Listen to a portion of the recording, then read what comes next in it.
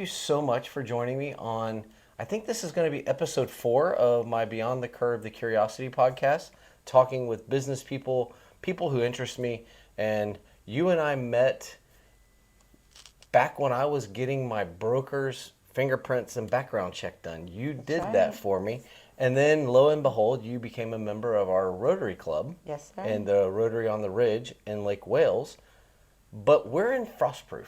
I'm wearing the Frostproof Bulldogs red in honor of the Bulldogs. But today I'm actually meeting with Maria Triminio Very good. from One Stop Public Services in Frostproof. And we're going to talk about why and how and where she came from. So, Maria, welcome. Thank you, Heath, for having me here. I really enjoy your company. I really appreciate the time that you've taken to create this podcast for our office. It's been an honor, so I'm really pleased to have you here. I hope it goes very well. And I remember excited. I remember us talking at Rotary, and I had talked to you about it, and you're like, I'll do it. And I'm like, fantastic, because I am curious. That's the whole purpose of this Beyond the Curve part is in Beyond the Curve, you're always looking what's around the corner because that's what's next. Right. And I found you through getting some certification for my career and also through Rotary. And it was like, wait, how does someone end up starting a business in Frostproof? So I've got some questions, and I would just love to dive into a conversation as to kind of who Maria is and how you ended up here. Sounds great. Let's So get it started. let's get it started. So once again, we're at One Stop Public Services. Maria has operated this. How long have you been here now? So I've been here since November of last year. I started One Stop Public Services way before November. One Stop Public Services was a creation that I came up with while I was still going to college. I started this idea. Let's start off with my logo. So my logo starts off with a circle and then an octagon. So the circle has a yin yang, which signifies positive and negative things that we go through in life. Whether they're positive and negative, it's still our life circle. And then you have the yellow, which is the outer area of the octagon. And that area right there pretty much signifies our directions in life. There's different directions. It's still within our lives, but it's the outer area of those directions, like our issues, our social issues, our personal issues, our financial issues. They're all the outer area of what our internal life is. And pretty much the yellow means that there is resolution to our problems. So yes, we have our positive, our negatives, and our resolutions, and that's where our yin yang and octagon pretty much comes from. And that was a very and it was a very insightful moment because we had to when I was creating the logo, I had to create an idea, right? But I didn't know what my idea was yet. I didn't have the certifications that I have now, but I had the idea. So it was like a light bulb that was about to get lit. It just wasn't lit yet. So it was in your mind before it came to Yes, be. sir. Because you and I actually discussed when I came down to get my fingerprints, you and I discussed your logo because I'm a huge fan of the yin yang sign that, there's good in the evil and there's bad in the good. And then you educated me on the outer parts of that too. And I just thought, that was one intriguing part. Before I ever knew that you and I would sit down and do this, Right. that was one intriguing part. And so I appreciate that explanation because people are curious as to where do logos come from. Like, Right. there was no such thing as Nike until they created Nike. Google's not even a real word, but it's now one of the most popular companies in the world. So Right. these logos that are created for companies, they are just what they are. And then there's an explanation for the reason. Right. Michelle and I use the flying pig. That is our logo because we're huge fans of Icarus. You never fly too close to the sun. Well, the true story of Icarus is, if you really read the full story, not only did his dad not want him to fly too close to the sun, because of the wax wings. He also didn't want them to fly too close to the water Right. because of the moisture. Right. So the full story is you want to spread your wings, and people say, well, that'll never happen until pigs fly. So we just went ahead and made the pig fly. That was beautiful. So that's why Michelle and Trey Real Estate uses the flying pig logo. And so it's nice to be able to have someone explain their logo and be able to say, that's why we do what we do. That's why we do what we do. Yeah, and that's right. So that's, people always wonder, like, why do you have this logo? And it's because dreams do come true. Right. Right. And your logo is, there is a resolution for the good and the bad. That's right. So there is a resolution for the good and the bad, but we always have these issues that are social prejudice, that are financial issues, that sometimes we let our mental state drown in them because we don't find a way to get them resolved. Right. And that's what we're here. We're here to help and assist people that are unable to figure out what they need to do, and then we help them in those areas. Well, let's dive in a little more to who Maria is. Where I did very little background because I like coming in blind and learning. Mm-hmm. But I did see where you went to college, got your degree. You're a paralegal. There's so many avenues that you could have gone. How did Maria become who Maria is to be in Frostproof right now? Well, Trey, that's a very good question because, again, I started a long time ago. It's not something that I just started now. When I went to school, to be to become a lawyer. Okay. I wanted to become an attorney. So when I went to school, I was a high school dropout at that moment, and in 2001. And I decided that I wanted to go back to school to do legal work. So I went into the criminal justice School of Justice in Miami-Dade, and they assisted me with completing my GED and my high school, which I did within 10 days. And our course was supposed to be for 3 months, but they said, no, you're ready to go take the test, and That's I awesome. did. So I went ahead and I did that, and then I registered for my AA, and I have an associate in arts in pre-law. Okay. So I already knew that this is the career that I wanted to get into. However, I had a higher vision, not knowing what God had in plan for me. From then, I went through a couple of struggles in life. I went through my divorce, had my third child, and then afterwards was separated from my ex-husband. But then I decided that I wanted to go a little further. So while I was single, I did my bachelor's degree in criminal justice, public safety administration.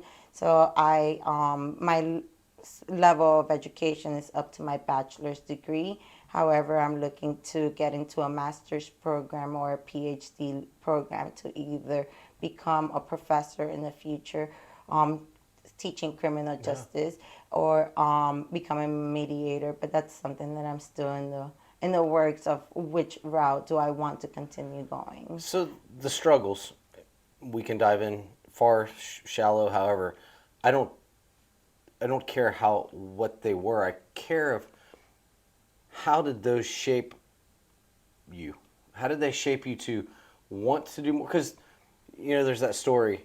2 kids, they have the same father. The father's an alcoholic. One becomes a successful business person. The other one becomes an alcoholic. Correct. And the successful business person says, well, my dad was an alcoholic, so I didn't want to be that. And then the other kid says, my dad was an alcoholic, so that's what I was going to become. Right. How did you decide? You had children. You dropped out of school. You succeeded. What drove you to want to go that route instead? Well, I would say the being single, and hey, either I look for a husband, right, that is going to maintain me, but I've already been married for 15 years, so really, did I really want to do that all over again? We're tough to handle. I said, that's not for me. I think what I really wanted to do was be more independent and be, we were in an era in the 90s and the 2000s where women are, being more proactive of Yes. being independent. Yeah, that was kind So, of that first start of that wave. Yeah. right. So I thought, I can't stay behind. I got to do this all on my own. Okay. So Okay. that's what drove me, the necessities pretty much, Yeah. So the Yeah. career path, you do the degrees. You obviously there were struggles with having three children, being a single mom, going to school. That in itself is massive Thank you. accomplishment. Thank you. So that's cool. What was there a moment in that time period that kind of said, I'm doing the right thing, or was there a moment that you were like, I don't know if I can do this? I think every day there is a moment where I tell myself, I don't know if I can do this, Trey, every single day, but I still get up and I do it. Okay. And I think the most important thing about your doings is your commitment. If you commit to something and you continue to do it, no matter how many times you have those doubts that say, oh, I don't think I can do this anymore. Do I really want to get up and do this? It's your commitment to what you're doing that helps you get up and helps you get going through your day to do what you need to do. This is a calling for me. This is not something that, oh, I just decided to. To me, I think that when I was going to school, I met an incredible judge, Judge Goldstein. He is the advocate. Well, he was the advocate judge for the drug program and the drug courts in Miami-Dade. And walking into his chamber and speaking to him about, certain things that were going on in my life, that is the most impactful moment of my life where I said, this is what I want to do. Meeting Judge Goldstein in Miami-Dade drug courthouse. Not for me. Yeah. It was more for my ex-husband and stuff like that. But meeting him was the most impactful moment in my life because Okay. when I met him, I knew that this is what I wanted to do. Does he know what you're doing now? No, he passed away a Oh, okay. long time Okay. ago. Okay. Yeah, he passed away, but he was one of the reasons why I am here today. Very Yeah. good. Very good. And I think those are the things, the humanizing of, we see businesses and we see the business operate. We don't actually know the human or the humans that are running those businesses. And I think the humanization of the person. Who is Maria? Like, yeah, there's this business. Great, you offer these services. We don't even know how you got here. Right. Most of us don't really care as long as you get my fingerprints done and get my documents done. We Right. don't care, but there's part of us that are like, How did you get in there? yeah. So that's the part that I want to open up to Right. other people is, who are these people and what are they doing, and learn the inside about it. So we've learned who you are and how you got kind of here Into the Yeah. legal field. Let's jump ahead. So we're in the offices of One Stop Public Services. Like I said, I've used your services. Right before we started, a gentleman came in to have something done, and it is a place that offers a wide breadth of tools that we need. So Right. can you kind of talk about what you offer and why those are services that you are able to offer? Right. Because I think some of them make sense, and then some of them are like, oh, I didn't know you did that. Right. So explain to us kind of what you do here. Okay, so I started off as a paralegal. I've been working as a paralegal since 2008, and I became a certified paralegal with the Florida Bar in 2012. That's when I graduated with my bachelor's degree. So I graduated with my bachelor's degree, and I said, well, I have a bachelor's degree. What do I do with this? So I found out through the Florida Bar that I could become a Florida registered paralegal to work directly with attorneys by certifying myself. In order for you to get certified, I had to get the attestation from the attorneys that I had worked for, and I had to have at least minimum 4 years of experience plus a bachelor's degree. Well, I had the bachelor's degree and I had 3 years of work experience. So I spoke to my attorney that I was working at that time, and I told them that I really wanted to get the paralegal certificate. And he worked with me on getting my paralegal certificate, and he did his attestations, and we did everything that we needed to submit to the Florida Bar. So that was my first certificate after I got my bachelor's degree, was my paralegal certificate, based on experience and based on the bachelor's degree. Then I went into the National Notary Association and I became a notary public. A notary public pretty much is a certificate through the Department of State with whoever the governor was at that time. Now we have DeSantis, who is our governor, and he's the one who handles all of our requirements and all of that as to what we are supposed to be doing for the as a notary and for the Department of State. So pretty much my boss, when people ask me, "Who's your boss, Maria?" Well, I say my boss is Ron DeSantis. That's my boss. Yeah, That's the only yeah. one who I need to give an explanation to. That's a true statement. True statement. So then after that, I opened up to doing services while I was working with the attorneys for the public. I opened up doing notary services. Then I got certified with the National Notary Association. And these are two different departments. The National Notary Association is nationwide, and the Department of State is only, well, for the Florida Department of State, it's only for the notary publics.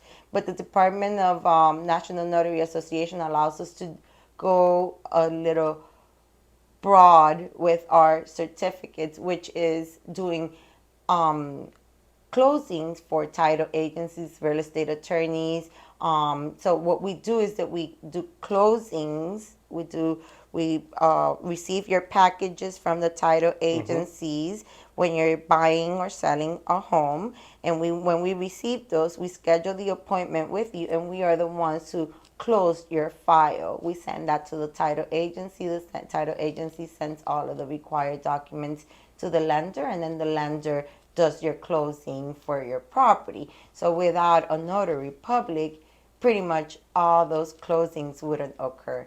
A notary public must sign those closings. Okay. So that was one of the biggest eye openers for me. I became loan signing agent in 2021. I started doing research about it in 2020, and then when I started doing those services, that's when life changed completely. Yes, I was still working with attorneys, consumer debt defense, and anything that has to do with consumer debt defense. I know from the top of my head to anything from the FCRA and the FDCPA, which is the Fair Credit Reporting Act, the Debts Acts, and and stuff like that, HIPAAs and RESPAs. RESPAs is the Real Estate Acts and stuff like that. So I was able to gain a lot of knowledge based on federal regulations. So when I started doing all of the testings, I already knew a lot of those terminologies, so I scored really high on the exams for the real estate loan signing exams that we had for the National Notary Association, and I immediately got my certificates. So it was an experience, but it was an experience that I said, oh wow, this seems easy. I know this information. I know what a closing statement is.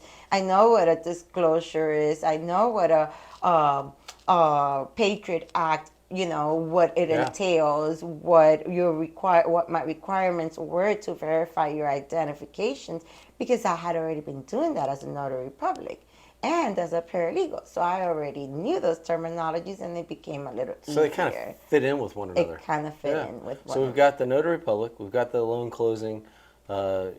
Basically, is it mobile closer? Is that about right? Yeah. Okay. There's a terminology as a mobile notary, but I don't do mobile services unless they are worth Yes. it. It's kind of the gist of it. So, because sometimes we'll have people come into the office, like if we have, for instance, we had a closing last week. The closing was in Tampa. Our buyers were in Lake Wales. They sent a mobile closer to the office to do it instead of making them drive to Tampa. Right. So it's similar to Very similar. those services where Right. you can approve the documents signed and everything. So Correct. For us lay people who may not understand all the technology, that's kind of what it is. Right. In that. So what else do we offer? Because I like I said, I have my fingerprints done here. Yes. For services. Yes, sir. And you were I saw something on your website about you can do passport stuff. Yes. Okay. So Well, hit us up with that. 'Cause So it gets right. You- So you it do a just, lot. it just gets deeper and deeper Yes. into what we do, right? So we started off with the paralegal, the notary services, and then loan signing agencies. So after that, I contacted in 20.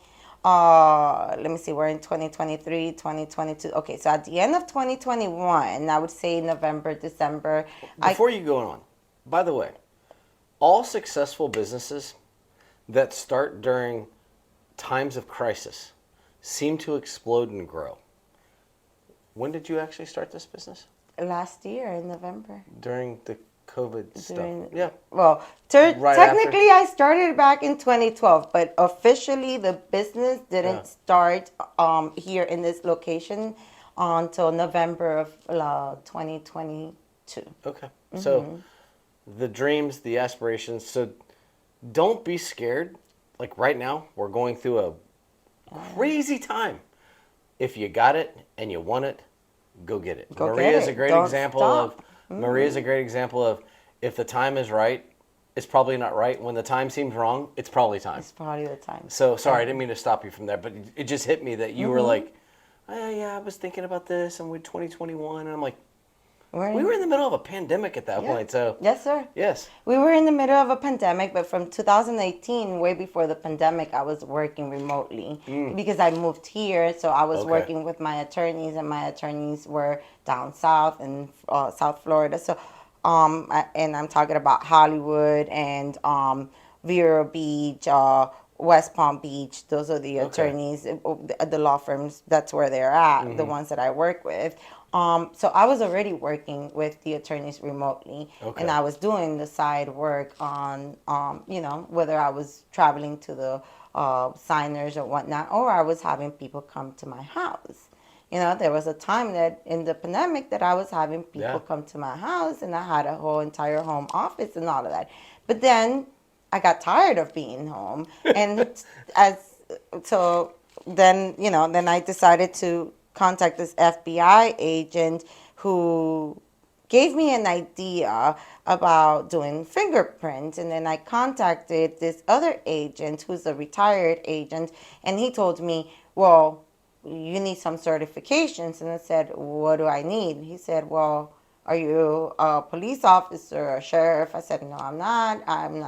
I've been to the police academy because I have a criminal justice degree from Miami-Dade with a bachelor's degree with criminal justice.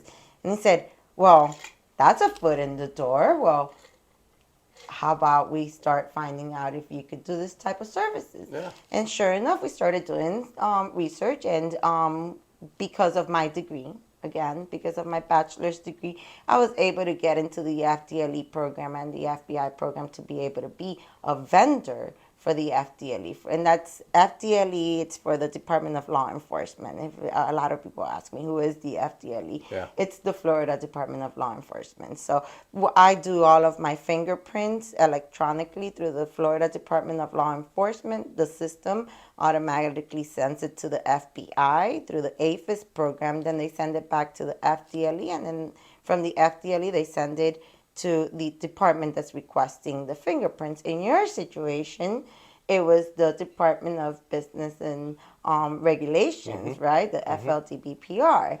The FLDBPR has different departments. In yours, it was the real estate department. So we needed to make sure that when we receive your information, that these records go to the right department. So I don't know if you remember, Trey, but I kept on asking you, do you have an ORI number?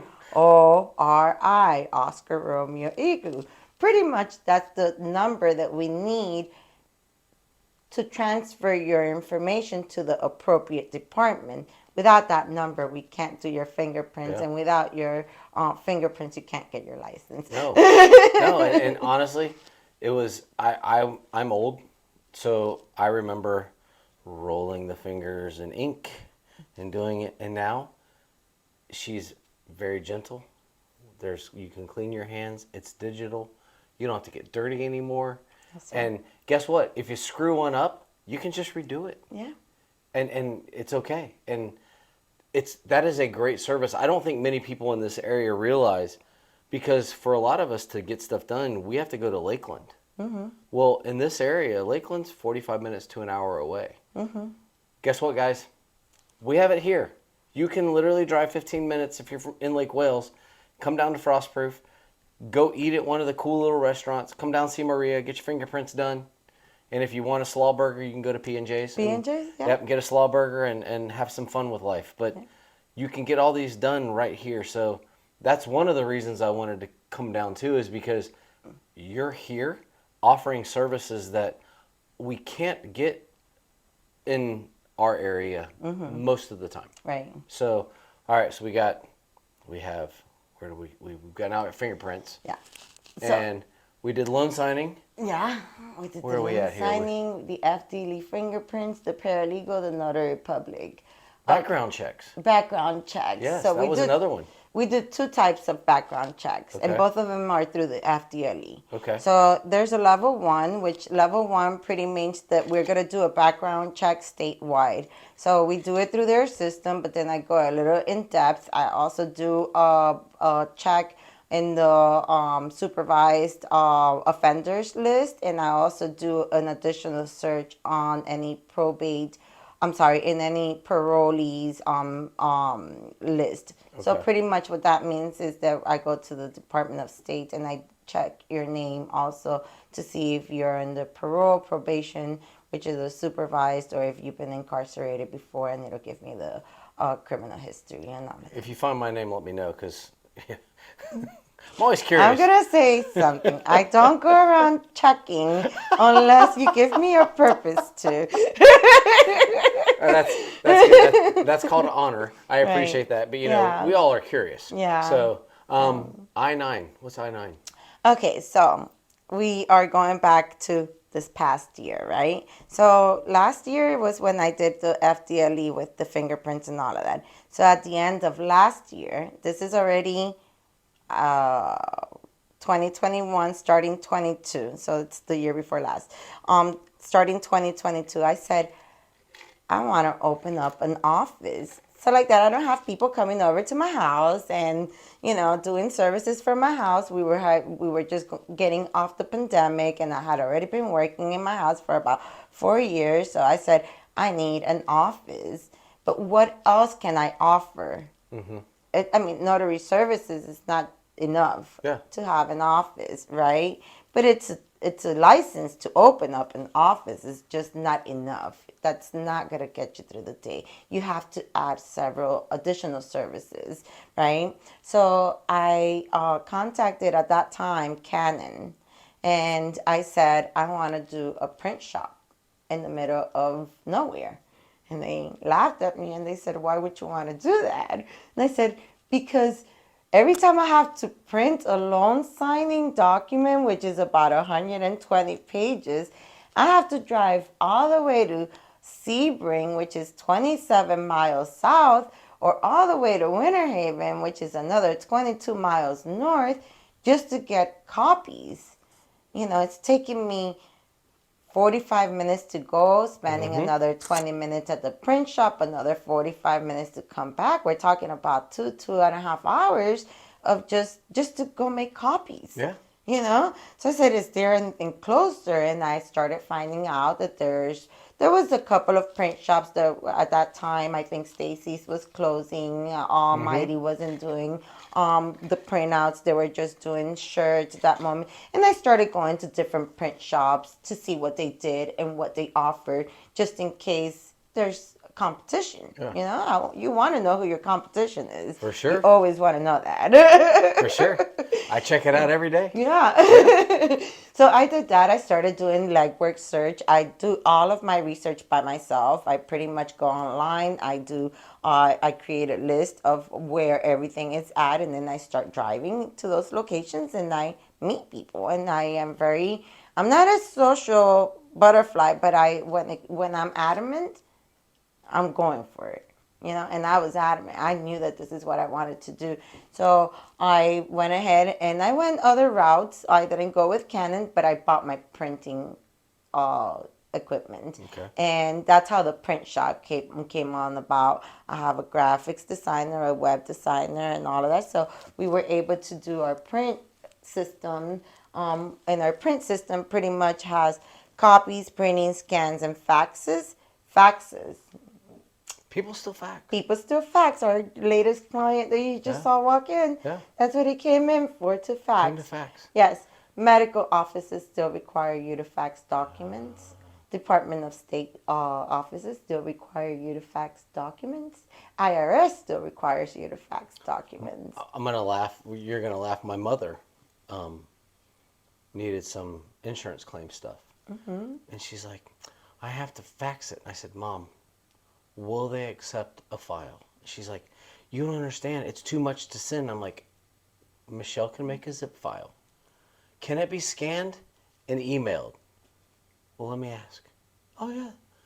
I said, "I didn't even know an office still accept fax." She's like, "Well, because there's so many papers, they would accept fax." So we at our home office, my wife, God bless her, you're amazing. She scanned, and scanned, and then made a zip file so that we could send this to my mom's insurance company. But the fax thing, I'm astonished, not to take away business, I'm just astonished that with all the technology we have, you still dial a number and send something through the wire versus just sticking it on a stick and sending it. But it is astonishing because that fax was probably 50 pages. It would have cost $1 per page. yeah, so $50 to fax that versus us being able to just make a zip file, because we were going to do it from our office, but it's like, can we just do it from home and just scan it? And but if it's necessary, there is a service for it, because not all of us have fax machines at our house or have offices, because guess what? If I work at Weichert Ford, or not to throw out Weichert Ford or anybody else, but if I work at a local company, they're not just going to let me come in and fax it. No. So Right. to have that available service is something that people need. This gentleman that came in, he needed that faxed off. And that's awesome that, Yes. that it's available, and there's still things that it's necessary for. Well, it's still the safest and most protected source of communication. So what that means is that I mentioned earlier, I'm an identity theft, like consumer defense paralegal. So what that means is that with hackers nowadays getting into your computers, getting into your systems, breaking into your email and stealing your records, and that's how they get your information. They don't even need to take the information, they just need to go through it. Yeah.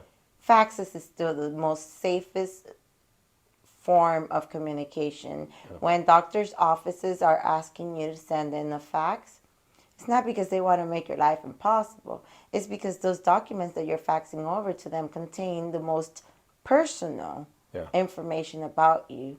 Forget about your date of birth and forget about your name and your address. I'm talking about the most personal.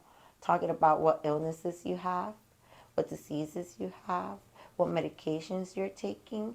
You don't want people out there, even though it might not be a secret, or maybe you talk about it with your significant others, or you talk about it with your friends, it's still private. Yeah. Very private, and there are laws that protect that privacy. So when doctors' offices are asking you to fax something, they're not telling you that because they want to make your life impossible. They're trying to protect your identity and the most personal information that you could possibly have. And the fact that you just said that and put it in those terms, it makes a lot more sense. Like, honestly, for someone like myself and my wife and my daughter, and we're like, good Lord, I'll just bring it to you. Me trying to fax this to you is going to take me, I'll just drive it up to you. Right. But it makes sense. It truly does, when you're talking about that personal of information, that there are people that we don't need to know that information. No. Or they don't need other people to know that information. So that's very important. All right. Have we? So we have What else? What else covered- do we have? What else do we Okay, offer? so we talked about passports, right? Yes, Passports. yes. That's the most intriguing, one of our hottest services here. So what we do here, as a paralegal, I complete and fill out Florida approved and U.S. Supreme approved court forms and forms that are approved by the Department of State. What does that mean? When you look at a form, let's say your passport forms, right? The form is already self-created by the government. It has a date and it has an expiration date, and it says up to which date you could use that form. They have a serial number in the bottom. Now the new the new forms also have a QR code in the bottom, or they have an IQ code in the bottom, right? Well, those codes signify a lot in that document. It's pretty much what how the Department of State knows whether your forms are where they're being created, where it's coming from, and how it's being all of the information is in those little codings and stuff like that, right? So the forms are already self-created. The majority of the people don't get their passport because they don't know how to fill out the form. Really? Yeah, the majority of the people say, "Oh, I don't know what supporting documents I need to submit with that form." I mean, it says it in the instructions, but a lot of people don't like to read that information. Yeah, it's frustrating. My daughter, she expedited hers to go on her last trip, and it was, and it's not anybody's fault. It's where we are right now, but it's a long process, and you can speak to this. If you want to get a passport, start now. Yeah. Because it's a long process. Yes. So right now, the Department of State is taking anywhere between 10 to 14 weeks. That's what they say. 10 to 14 weeks for them to send you your passport on a normal basis. To expedite, it's an additional $65 apart from the regular USCI, the Department of State cost, which is $130 for your passport. So it's an additional $65. Now we're talking about quite some money here because it starts adding up. If you're a first-time passport holder, then you also have to take it to the acceptance location. That's an additional $35. If you come to do all of the services here with us, we still abide by those fees, but you get an additional $65 because now those $65 cover our services for the time that we're taking to complete your application. It also covers any copies that we need to provide, like your driver's license, your original birth certificate has to be provided, and if you've been through a divorce, your divorce decree, and if you changed your name, then the name change order and stuff. So it starts building up, right? It's not just your regular application. You have to add your supporting documents. Well, if you're doing a renewal, all you need to submit is your old book. Yeah. And your ID. That's it. And hopefully you can find it, because guess what? I can't find mine. I just need to get mine renewed. Yeah. I was gonna come see you. I need to get mine renewed. And how is that affecting you? I guess it's 2025, which is ironic. My birthday, I have to get my license renewed in May of 2025. Mm-hmm. I have to by May 7th, 12 days before I actually have to get my license renewed, I have to get that stupid star. Mm-hmm. Is that affecting your documentation, or is that making it easier because everybody's going to have the same documentation now? Well, you would think that everybody would have the same documentation, but it's not. So some states do have the star and some states don't. So it makes it a little bit complicated when I'm looking at an out-of-state ID, and then I have to go online to check to see if that ID is really that ID for that state. I would say maybe once or twice I've done such a thing, because I mean the majority of the IDs do have the star. I don't have the star yet. Not yet, but Not yet. you will. right? Yeah. So in Next your year. situation, because you're a Florida resident, I would be familiar with your Florida ID. But if you weren't a Florida resident, Yeah. then I would have to go online and check to see if your ID is valid for that state. So there are some IDs that are questionable. Like, for example, the Department of State says that we are allowed to receive IDs from Canada and IDs from Mexico, as long as they are within the first within 5 years and they're not expired. So that means 5 years back, but they're not expired today, right? Okay. So, how can I verify if a Mexican ID is real, right? Yeah. How can I verify if a Canadian ID is real? A lot of that information you can't find online because some government agencies, they protect that information, right? So sometimes I just have to go based on what I know. Do you have your passport with you?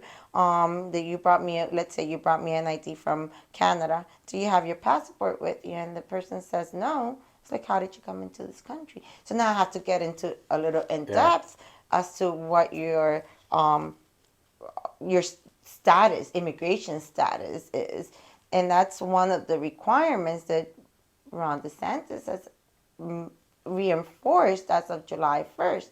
I have to make sure that your status here, not just your ID, but also that your status is legal. Yeah. Which makes it a little bit more complicated. It's like, okay, where am I crossing the line of invading your privacy?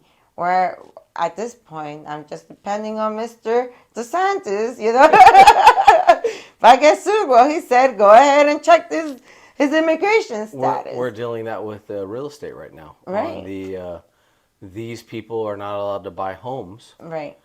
and we're like, how do we verify How do you that? verify that? Where are Right. they from? Right.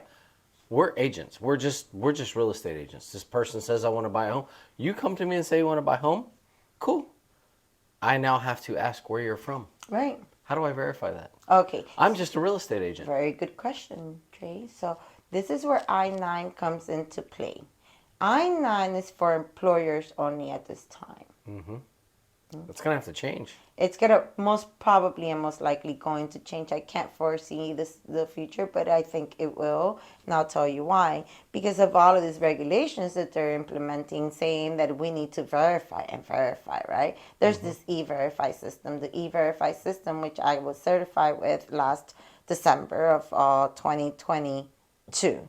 So this is one of my most recent certifications. I became certified with the U.S. Department of Homeland Security, USCIS, the Immigration Department, right? Immigration Services.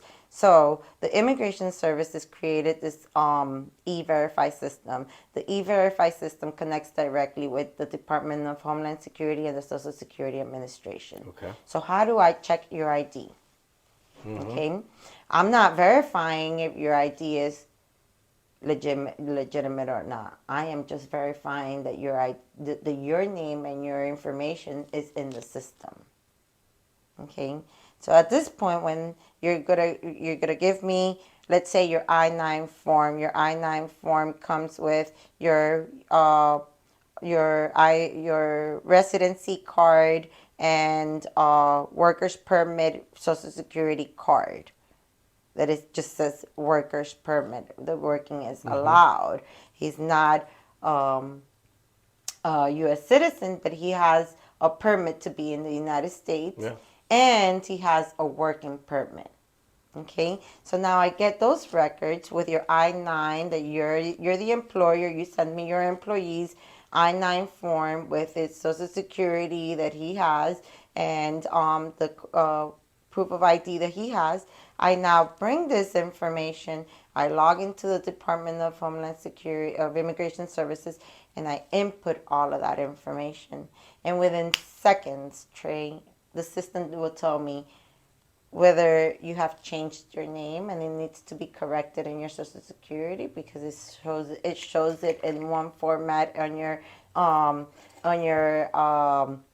residency card, but it has it differently in your Social Security card. So now it's giving you a chance of period of 8 days for you to make those corrections. So you would have to go to the Social Security Administration's office and make sure that your name matches your other status documents. So what does this system is doing now? It's now verifying. You were just asking, how do I verify? Well, for employers, there is now a new system. It's called the E-Verify system. That's where I come in. I'm an E-Verifying agent. I go ahead and I get all of that information. I even put it into the system and I verify that those IDs are correct. If they're not correct, then we give you a certain amount of days for you to correct it, and then you resubmit your application. Now, Ron DeSantis went a little in depth with this new law. Okay, if you have an ID from another state like California, even though it has the star, but you are not in the Department of Homeland Security system, you are not authorized to work in the state of Florida. Okay. Okay, so even though you have a legitimate U.S. government ID, that it was provided to you by another state, right? But that state didn't verify your immigration status, but gave you an ID.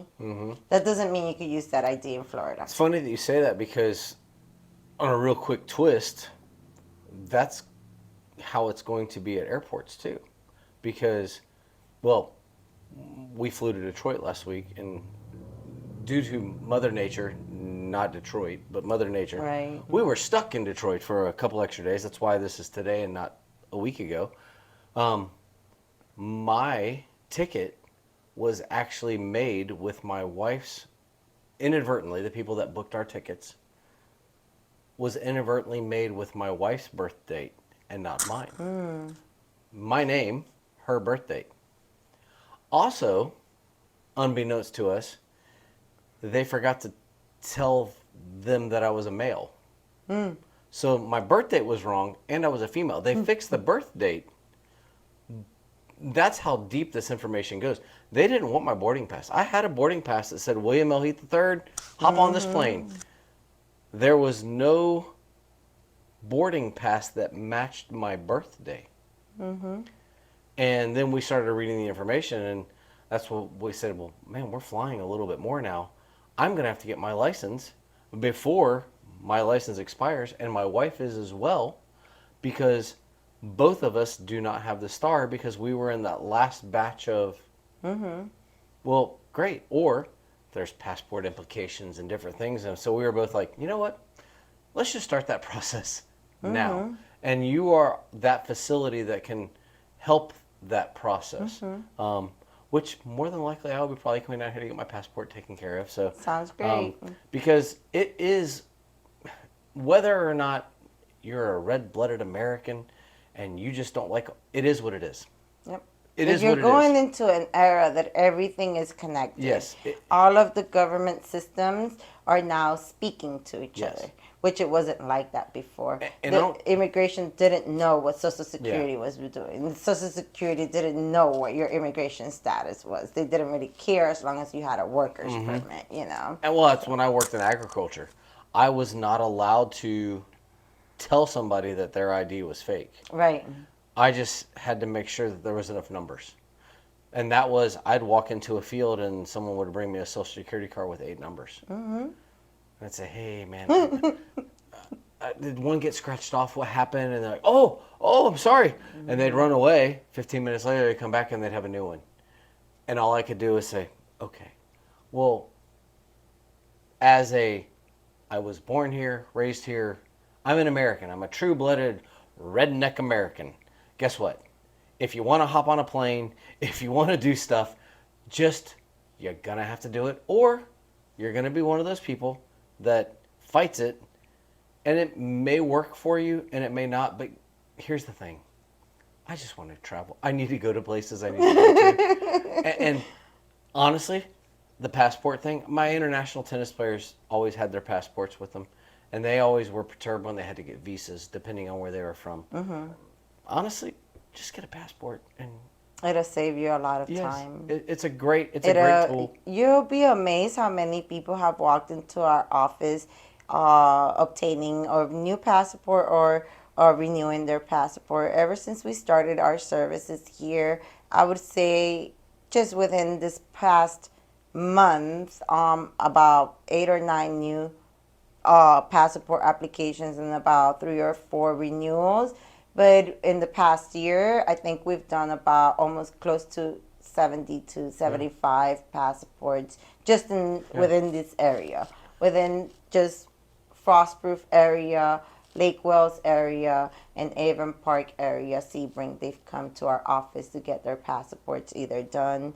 And there's a lot that goes into that. We don't just do the form. We also schedule your appointment with the passport acceptance location. We break down the fees so like that you are aware of what all of those fees are, so that when you go drop off your documents at the acceptance location, you don't say, oh, I wasn't informed that I needed to pay $35 here. Yeah. I just paid 65 over there and 130 over there.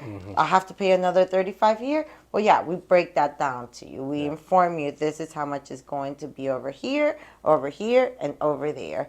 Our services do not just include preparing the documents. It also includes making the copies of the supporting documents. It includes making your copies.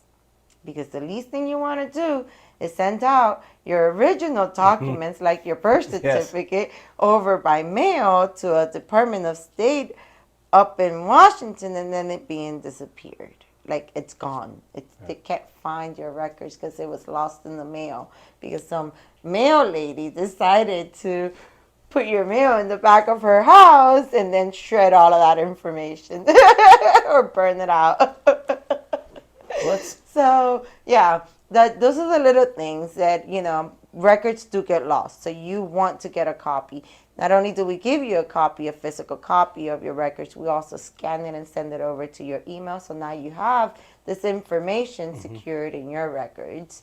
That's we're going into a digital world. That's what we're going into. We're going into a digital world, and a lot of people haven't accepted it because we say, oh, I'm not up in the digital world and I don't care about it. But that's the world that we are going into. It's where we are.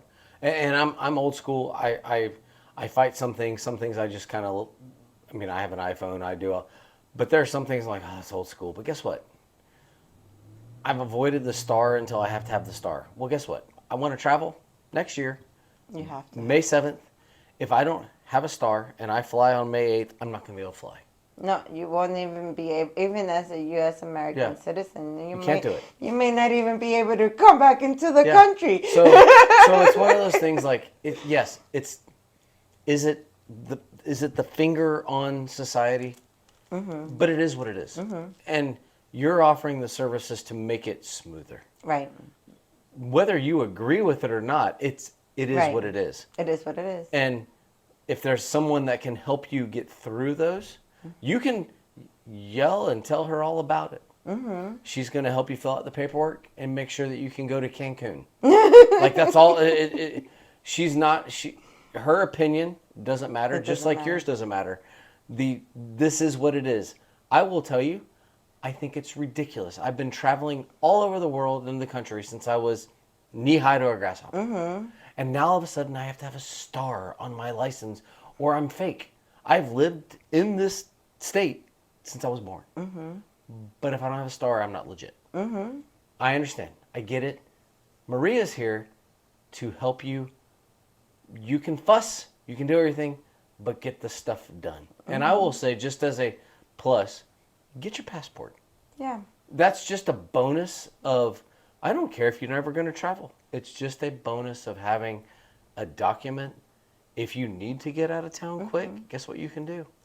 Get out of town quick if you got your passport. Right. So I did, I'm not too certain of this, but I thought I kind of read an article this past day or so about airports now requiring you to show your ID with the star. Mm-hmm. By May 7th of next year. Or your passport. Your passport. Yep. And it's going to be whether you're traveling national. Yep. or international. Yes. It's not like you could just go buy a ticket and jump on the plane and go to California anymore. Nope. It's not like that. If your documents are not up to date, they will require you to fly with a passport. We were actually talking about that when we were in Detroit this past week, my wife and I. We are American citizens.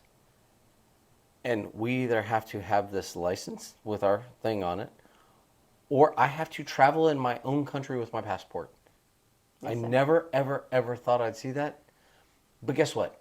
You have a service that can help us do that. So we're not going to get into the political part of that and all that. We're not going to do that. No. But so I do have one kind of political question.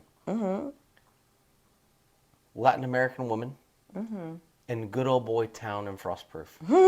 How did you end up here? Okay, so my daughter was recruited from Miami-Dade by Weber University in 2017. I believe it was June of 2017. And I came to little Frostproof, and I said to her, I love this place. I had already been looking in different areas again because I had gone through my divorce, and then I went from Miami to Fort Lauderdale. From Fort Lauderdale, I was looking in Fort Myers, Port Charlotte, Sebring. But then I came to Frostproof in 2017 by chance because we were recruited, right? And Coach Orr said, hey, you know what? I have this position available. I think your daughter will do wonderful. How about you come over and meet our school, meet our staff, see what we have. Yeah. I walked in little old Weber. I'm telling you, the school was this big. Okay, I'm not kidding you. This is before all of the sports. You know, how they increase their land and all of that. This is tiny school. And I said, are you serious? Like, what's here? And they told me, nothing. This is Babson Park, and we have Frostproof, and we have Avon Park. I said, okay.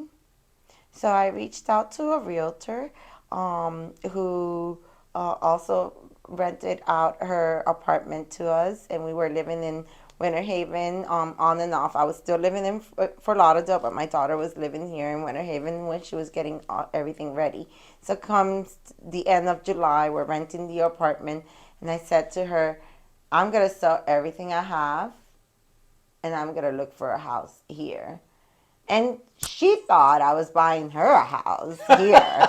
I'm not even going to kid you on that. She was like, okay, so I'm going to have a house, and I could rent out the rooms, and it's going to be paid all on its own. And I said to her, no, darling. Mama's coming. I'm moving here. Yeah. That is I have a 21-year-old daughter. I understand. Yeah. It's like, I'm not buying you a house. I'm buying us a house. Yes. I love it.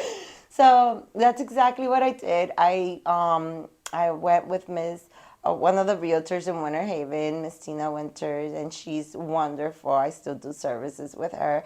And she took me to see about 37 houses. Oh, wow. Oh, yes. You're one of those buyers. I am telling you, I don't give up. That's fine. Hey, we all have those buyers that they're tough, but you find them and you're like, yes.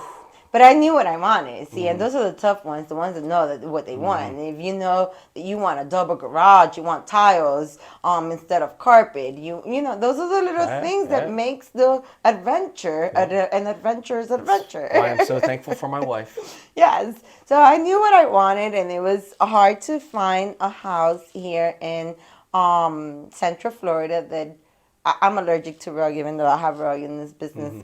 It's this less lint, rug, but I'll start breaking out. So I knew for a fact I didn't want rugs. I didn't want a house that was a little too old, that I needed to do things and all of that. So we moved in October 31st. And the reason why we moved in October 31st is because our closing was supposed to be October 5th, but we had 2 hurricanes in 2017. And both of them were back to back, so that delayed our closing. And when they told us, well, your closing is going to be on Halloween, and I said, well, then I guess we're closing on Halloween. And sure enough, we went all the way to Orlando. We did our closing. We moved over here, and this is how we started our life here. Did I know that I was going to move to Frostproof? No, I did not know that I was going to move to Frostproof. Did I know that I wanted to move to Central Florida? Yes, I did. So how have you handled because Frostproof has been stereotypically known as the good old boys club, and you've got we don't have to go into the companies, but the companies that have been here, and this is how this community was shaped. Mm-hmm. How have you been accepted? And I have a question for you, because you and I talked, this was around Christmas time, and so how have you been accepted here? Well, as you know, I'm a minority. Mm-hmm. I'm a women-owned business. Mm-hmm. Has it been challenging? It has, you know. But the most beautiful thing about this community is not only that it's a close-knit community, it's been a challenge to be accepted in the Anglo-American community, Yeah. that it's very Republican, and they don't see, maybe I've been called a liberal, or maybe I've been called names. I really don't care. That's not why I'm here. I'm not here to create that idea, because those are ideas to me. Yeah. They're not really reality. Our reality is that I am a human being. I am here to provide a services. The services that I provide are community services. They're public services. So if it's a challenge, and this is the challenge that God has put me up to, I'm up for it. This is His plan, not mine. This hasn't been my idea from the beginning. It has been God's plan. So if it's going to be challenging, God knows that He's put a thick skin on me, but I am up for the challenge. And that's one of the things I wanted, and I wasn't trying to jump on top of that, but that is one of the things, because I grew up in this area, and I understand my brother and sister both went to Frostproof. They were multi-sport athletes. Mm-hmm. We grew up in the agricultural, when the Ben Hill Griffins and the Lat Maxis and the company, the family that owns the bank, and this is how this community is. Mm-hmm. That's how it is. And the fact that this woman, not, we won't even go into that you're an ethnic woman. You're a woman. Mm-hmm. You came in and started a business. Mm-hmm. And I will never forget the first time I met you, we talked about how excited you were that they were doing the Christmas tree. Yeah. And I thought, you have embraced this small town environment. Forget all the troubles or the chore of being a woman. Let's forget everything else. Just being a woman and an owned business in Frostproof. And I'm not saying the town is terrible. I'm not saying I love this town. I'm not saying it is what it is. It is what it was. Oh, yeah. It is what it was. It's going through forced growth at this point, Yes, because sir. people have sold their land and houses are developing. And guess what's going to happen? There's going to be forced diversification, whether they like it or not. Thank you. Thank you for that. You just, Lord. They can't do anything. They can't do anything about People it. sell the land, and guess what happens? They build houses. You like me or not, I'm Yeah. still here. But I appreciate the fact that you fell in love with the community for what you saw, not what you were told. Right.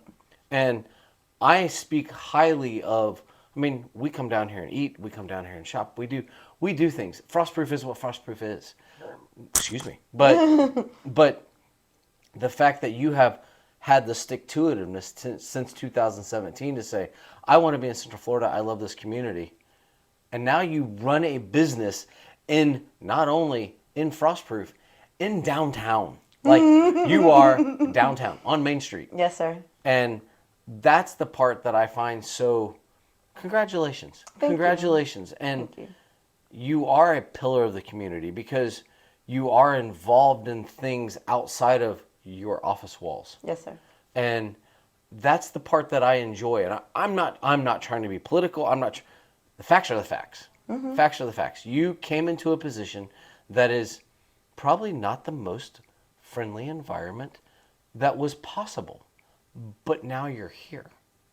And you're still here. And I'm gonna be here for a very long time. And I don't mean that you're fighting the No, system. I'm not. I'm just saying, when I parked before I came, there's a new taco stand. Yes. I can tell you, 5 years ago, not even possible. Mm-hmm. If I it believe wasn't it. the Egg House or Frostbite or the P&J's, it would not have been allowed. And now there's a taco stand. By the way, I was kind of hungry and I thought, okay, do I really want to eat tacos before I go do this podcast?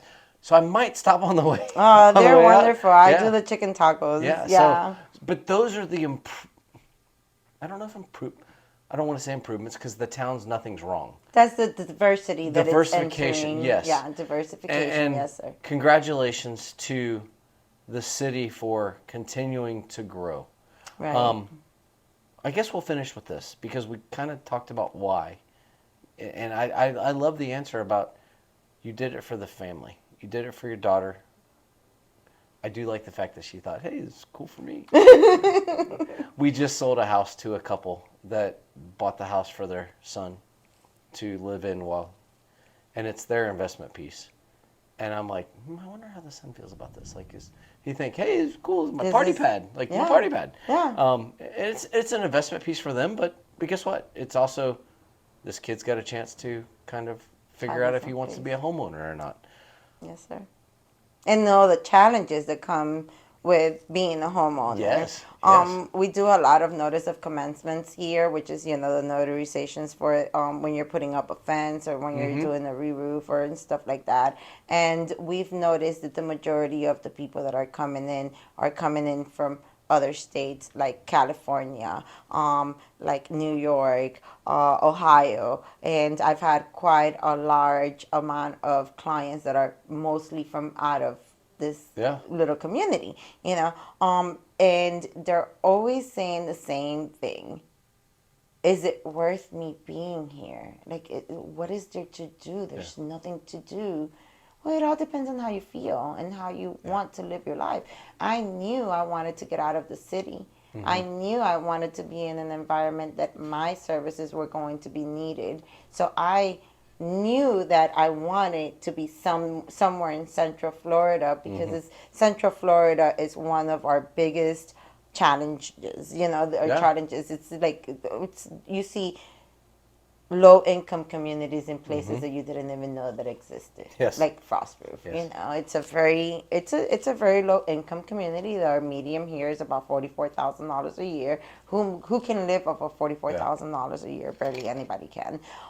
So being here, it's also not just challenging, but it's also an adventure because I get to help those medium to low income community members that don't know how to go through the process, that leave it up to, on their table because they can't get through it. They don't understand.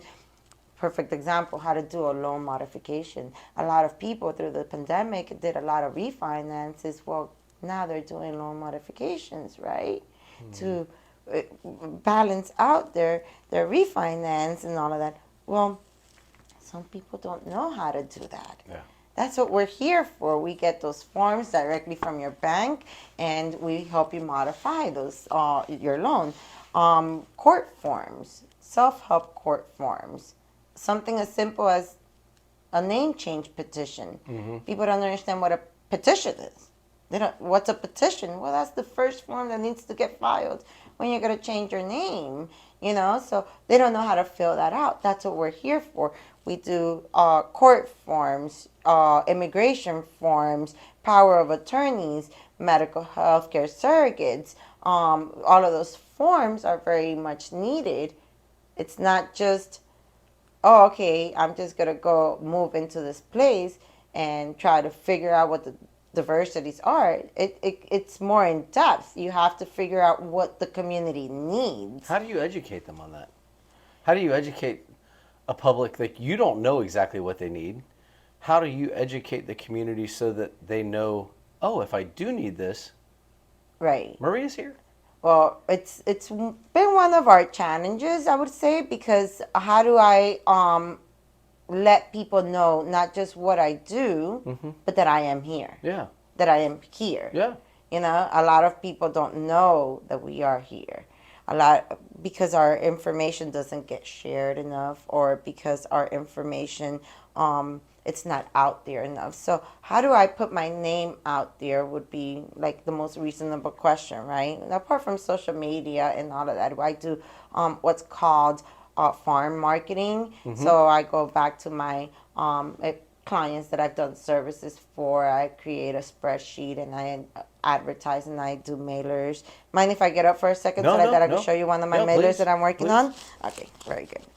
We're good. Okay, so this is one of the last ones that I'm creating right now.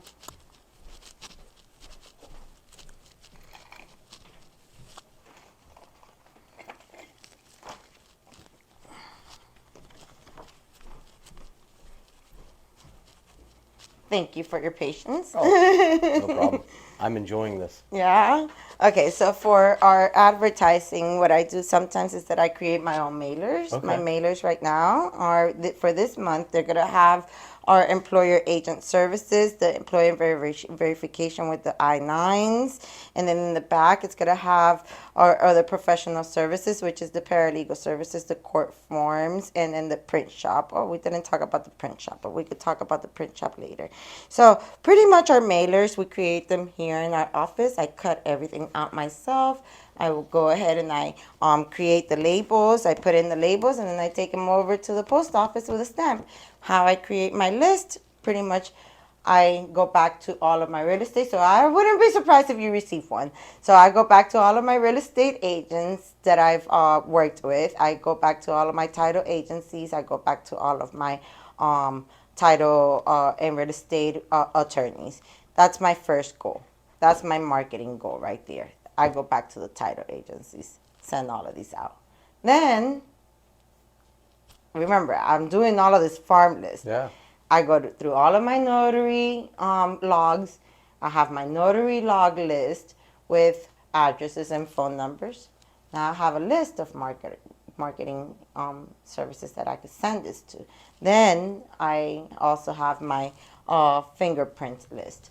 I send that to the fingerprint list. I also have my court forms and my passport forms. Everything I have it all separated. So I have a list of how many clients I have for each and every one of my services. So let's say today I want to just advertise my loan signings. I know that today I'm going to send this to all of the realtors that I have in that list. I go back to my farm list, and every time I gain a new client, there's an additional client in that list.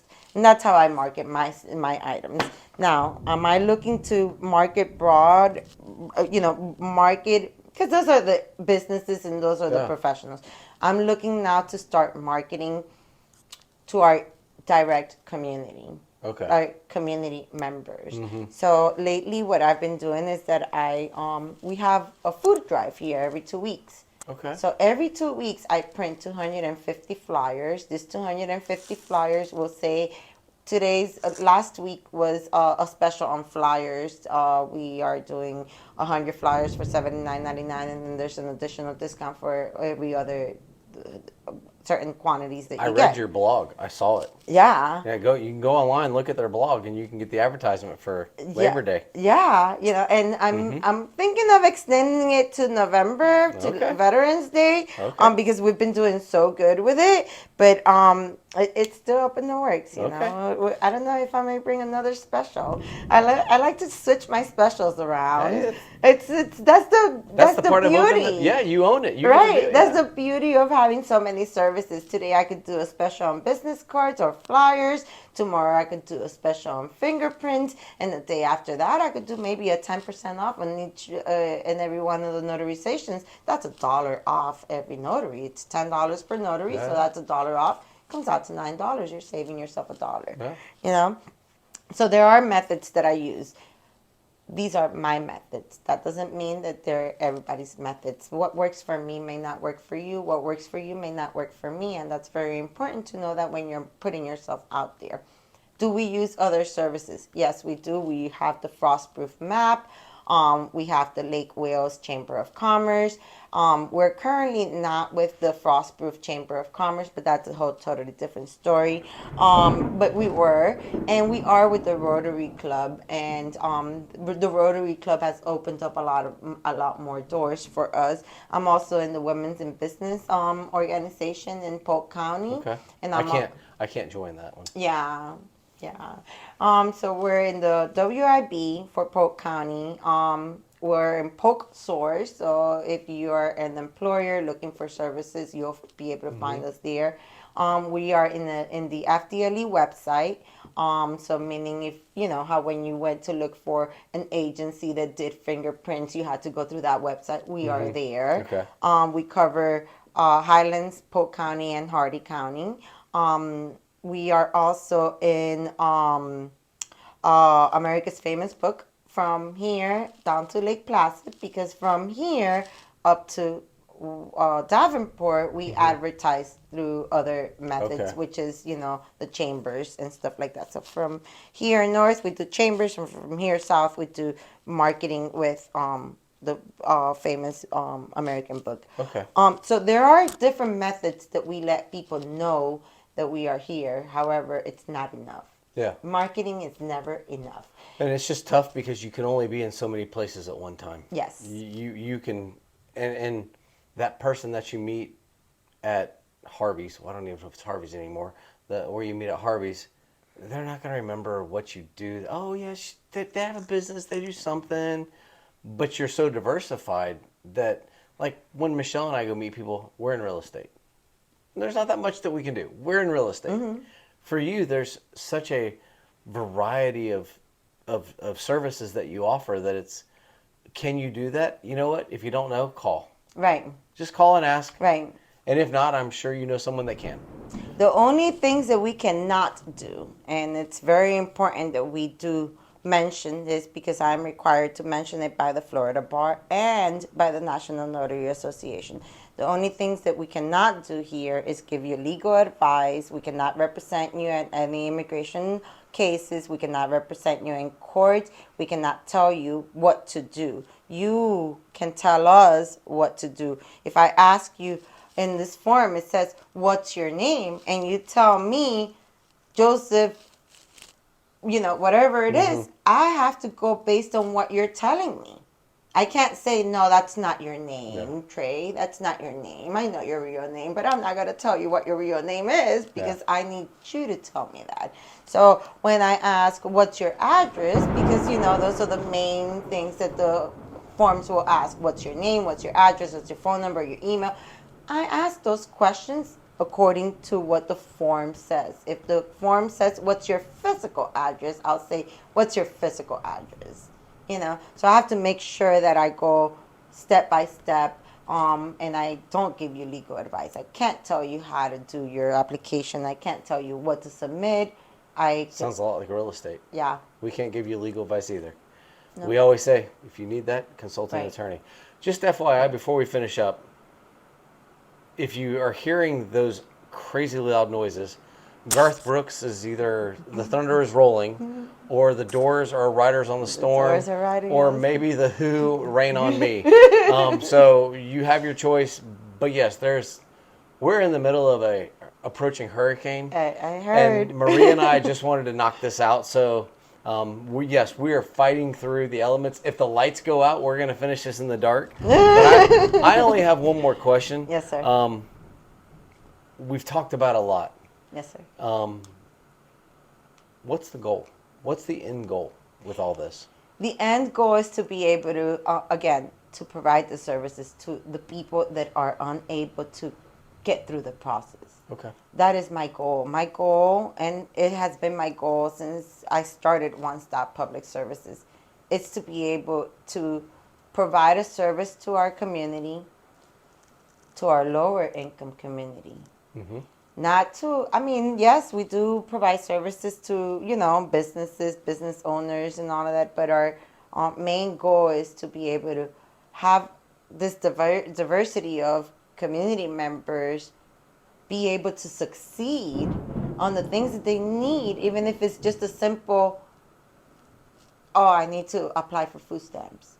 Oh, I got hit with a hurricane and I don't know how to apply for FEMA. Something as simple as that I may see as simple, but not an 81-year-old lady who is living in a mobile home and doesn't have internet, doesn't have a phone that is as smart as your phone, Yeah. or as my phone. They're still using the old flip-flop phones, Which were or they so nice. I know the analogs.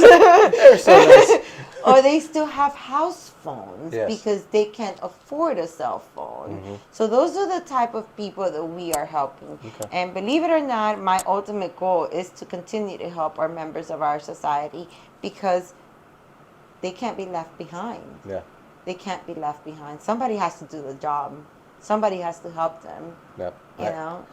That's a great ending to this. I knew I wanted to come down and talk to you. I've known it. I just enjoy your personality is infectious. I really enjoy it.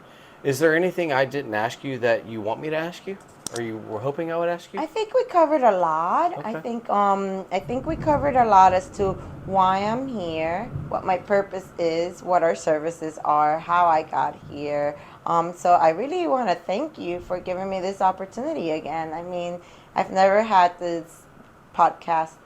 You know, again, I am into the digital world, but this is something new for me. So every day we learn something new. Well, it's very low key, very casual. I'm fairly casual person, very informal, and I just like sitting down with people who, like I said as we got towards the end of, you're in an environment that was not the norm, and you're here, and you have infused yourself in this environment, in this city, in this community, and you're doing good for the community, as well as running a business.